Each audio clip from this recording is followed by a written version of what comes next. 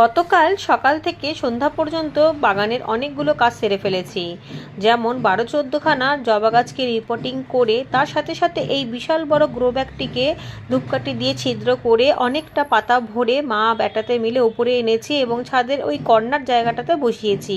তারপর কলা গাছটিকে ছোটো টব থেকে তুলে ব্যাগের মধ্যে বসিয়ে ওপর দিয়ে শীতকালীন মাটি দিয়ে দিয়েছি।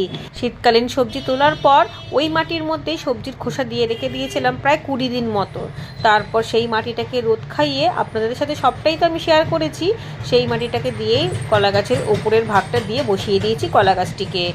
নিচের দিকে সম্পূর্ণ পাতা দেওয়া রয়েছে, ধীরে ধীরে পাতাগুলো ডিকম্পোস্ট হয়ে পাতা পচা সারে পরিণত হবে। আর উপর দিয়ে দেওয়া রয়েছে শীতকালীন মাটি। আর শীতকালীন মাটির মধ্যে যেহেতু প্রচুর খাবার দেওয়া থাকে, সার দেওয়া থাকে, তাই নতুন করে আর খাবার সার কোনোটাই দিইনি। 1 মাস পর থেকে দেওয়া শুরু করে দেবো সার এবং খাবার।